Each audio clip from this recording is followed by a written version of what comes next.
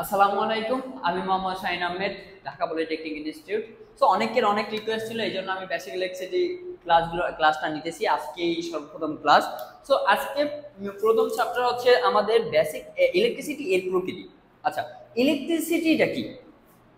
ইলেকট্রনের চলাচলকে আমরা ইলেকট্রিসিটি বলি। ইলেকট্রন কি?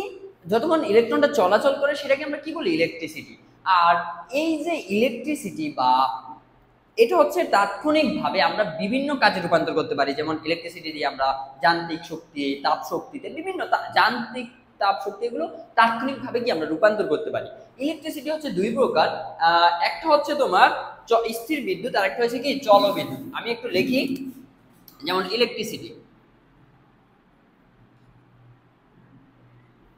ইলেকট্রিসিটি প্রধানত হচ্ছে দুই প্রকার, একটা হচ্ছে স্থির, ওয়ান হচ্ছে স্থির স্থির বিদ্যুৎ, আরেকটা হচ্ছে জল বিদ্যুৎ। ওকে, একটা স্থির বিদ্যুৎ আর একটা জল বিদ্যুৎ। এখন স্থির মানে কি? আমি যদি এখানে স্থিরভাবে দাঁড়িয়ে থাকি, এটা কি স্থির? এটাকে আমরা কি বলি? স্থির না। এখন যেই বিদ্যুৎটা যেখানে উৎপাদন করে সেখানে যদি সীমাবদ্ধ থাকে, ধরো আমি একটা জিনিস কি করছি, উৎপাদন করছি, এই জিনিসটা এখানে সীমাবদ্ধ রাখছি। কাইন্ড অফ ধরো আমি মার্কারটা এখান থেকে উৎপাদন করার পরে এখানে আমি রেখেছি, এটা কোনো নড়াচড়া করতেছে না, এটা কি স্থির। সো স্থির বিদ্যুৎ হচ্ছে, আমি তোমাদেরকে বলতে পারবো, যেখানে উৎপত্তি হয় মানে উৎপাদন করি সেই জায়গার মধ্যে যদি আবদ্ধ থাকে সেটা হচ্ছে কি স্থির বিদ্যুৎ। এবার আসি আমরা চল বিদ্যুতে। চলো মানে কি? চলে। চলো মানে কি? চলে। চলো মানে কি? চলে। যে বিদ্যুৎটা আমি উৎপাদন করার পর চলাচল করতে পারে সেটা আমরা কি বলি? চল বিদ্যুৎ। এবার উৎপাদন স্থলে কিন্তু আবদ্ধ থাকে না, এটা আমরা বিভিন্ন কাজে রূপান্তর করতে পারি না, তো এটাকে আমরা বলি চলবিদ্যুৎ। এরপরে চলবিদ্যুৎ আবার হচ্ছে দুই প্রকার। হ্যাঁ, নিরবিচ্ছিন্ন ভাবে প্রবাহিত হয় চলবিদ্যুৎটা। তো চলবিদ্যুৎ আছে দুই প্রকার, একটা হচ্ছে আমরা পরিবর্তনশীল, আর একটা হচ্ছে পরিবর্তন বিহীন, মানে যেটা পরিবর্তন হয় না। তো আমরা বলতে পারি চলবিদ্যুৎ, চলবিদ্যুৎটা চলবিদ্যুৎ আমরা বলতে পারি ডিসি কারেন্ট, এক ডিসি কারেন্ট। দুই নম্বর হচ্ছে কি এসি কারেন্ট। আমি এসি লিখি, এসি কারেন্ট।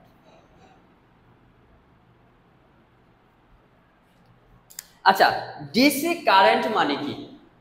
ডিসি ডিসি মানে হচ্ছে ডাইরেক্ট কারেন্ট। ডিসি মানে কি? Direct current. তো ডাইরেক্ট কারেন্টটা মানে কি?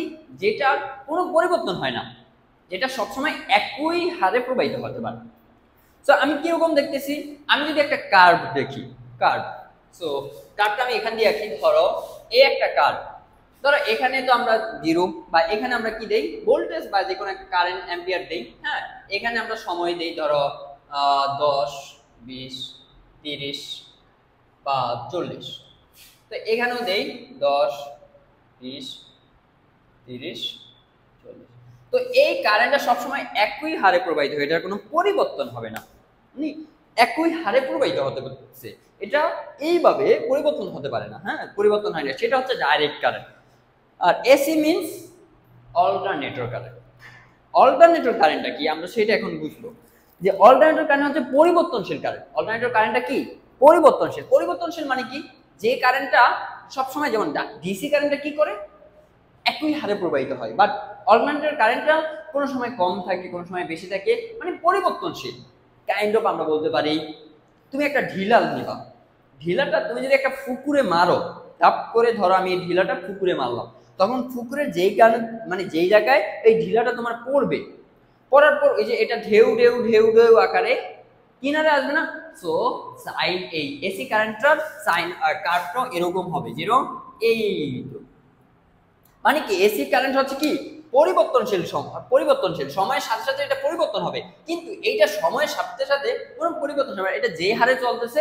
এসি কারেন্ট, ডিসি কারেন্টটা যে হারে চলতে থাকবে, ধরো এখন যেই হারে চলতেছে 5 মিনিট পরও সেম হারে, 10 মিনিট পরও একই হারে চলতে থাকবে।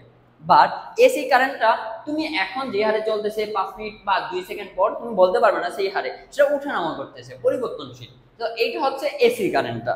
এবার আমরা আসি বৈদ্যুতিক কারেন্ট প্রবাহ। আচ্ছা, এসি কারেন্ট ডিসি কারেন্ট আমরা ইনশাআল্লাহ মনে হয় বুঝছি। ওকে, সো আমি একটু বোর্ডটা পরিষ্কার করি। এরপর আবার আসে যে বৈদ্যুতিক কারেন্ট প্রবাহের ফলে নিম্নলিখিত প্রভাব, মানে বৈদ্যুতিক কারেন্ট প্রবাহিত হওয়ার ফলে অনেকগুলো প্রভাব আছে, তার মধ্যে কি কি আমি একটু দেখি। বৈদ্যুতিক কারেন্ট প্রবাহ মানে কোনো একটা কারেন্ট যদি প্রবাহিত হয় তাহলে সেখানে কি কি হয় আমরা একটু দেখি। এক হচ্ছে তাপীয় ক্রিয়া, তাপীয় ক্রিয়া, তাপীয় ক্রিয়া। দুই হচ্ছে তোমার চৌম্বকীয় ফলাফল,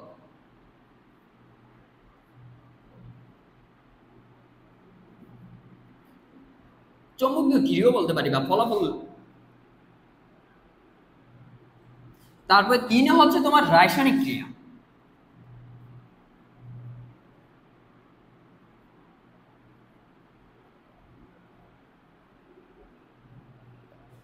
চার হচ্ছে শারীরবৃত্তীয় ক্রিয়া বা জীব ও শরীর উপর ক্রিয়া।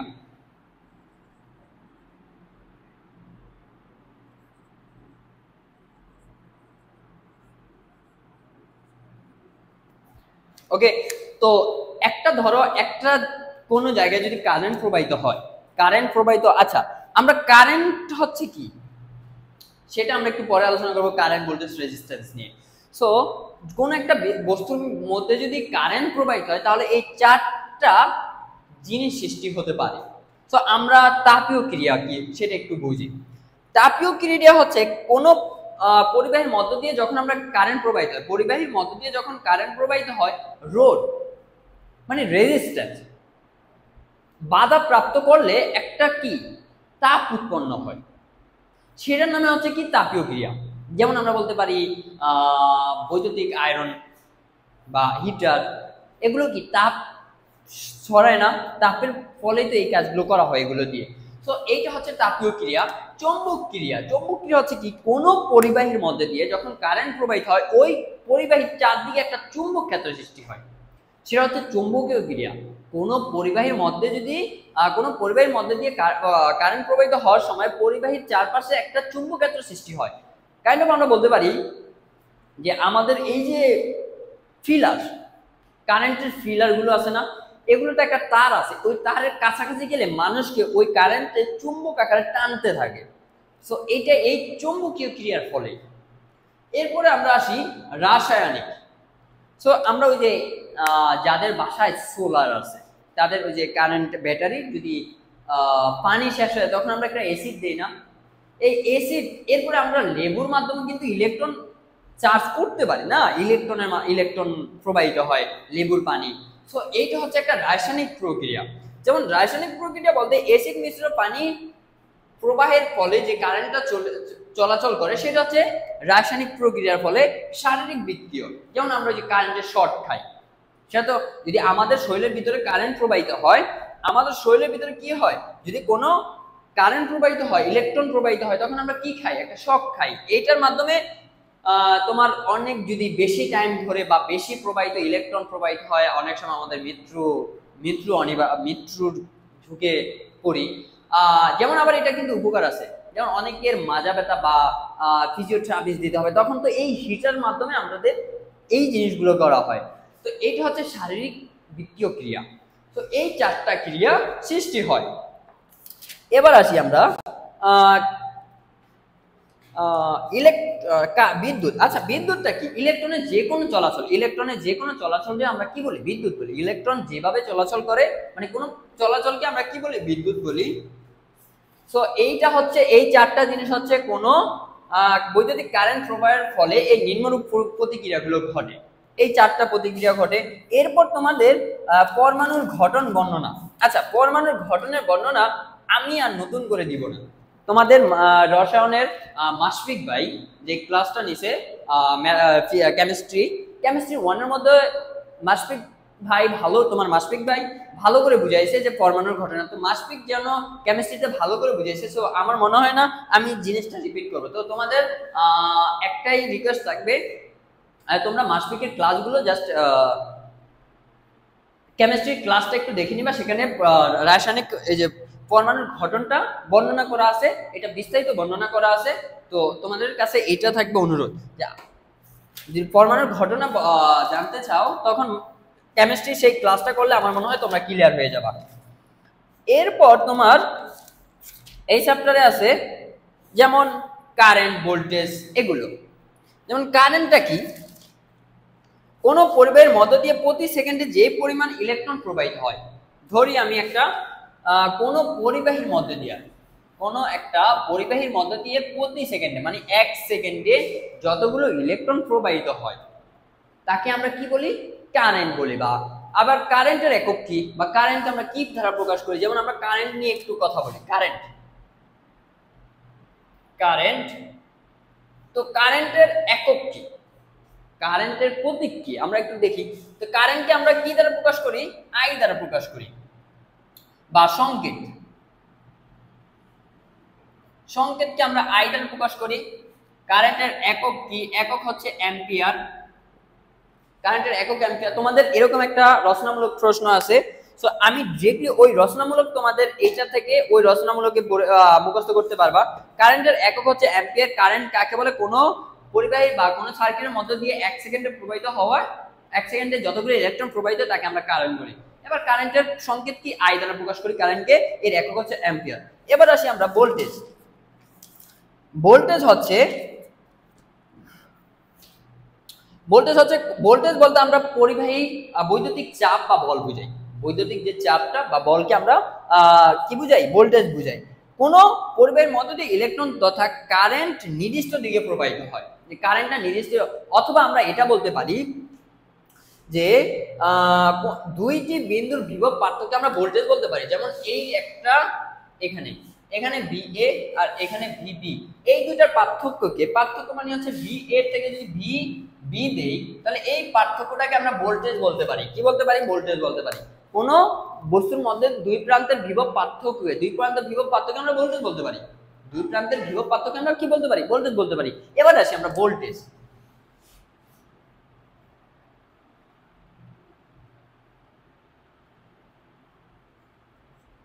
সো এখন আছে আমরা ভোল্টেজকে আমরা কি দ্বারা প্রকাশ করি, ভোল্টেজের সংকেত হচ্ছে ভি দ্বারা প্রকাশ করি। এর একক কি, তাও ভি। এই হচ্ছে এটা ভোল্ট, ভোল্টেজের একক কি, ভোল্ট। এবার আসি আমরা রেজিস্ট্যান্স। সো রেজিস্ট্যান্স কি, কোন পরিবাহের মধ্য দিয়ে বিদ্যুৎ প্রবাহের বাধাকে আমরা রেজিস্ট্যান্স বলি। ধরো এখান দিয়ে একটা বিদ্যুৎ প্রবাহিত হইতেছে, এই যে তোমাদের বাসায় ফ্যান, লাইট, এগুলো আছে একটা কি, রেজিস্ট্যান্স, লোড, বাধা সৃষ্টি করে, এরপরে কমে যায়, ওখানে কিছু কারেন্ট বাধা পায়, তো এইটাকে আমরা বলি রেজিস্ট্যান্স। কোন পরিবাহের মধ্য দিয়ে কারেন্ট প্রবাহিত হওয়ার সময় যে বাধা সৃষ্টি হয় সেটাকে আমরা কি বলি, রোধ বা রেজিস্ট্যান্স। আচ্ছা, রেজিস্ট্যান্স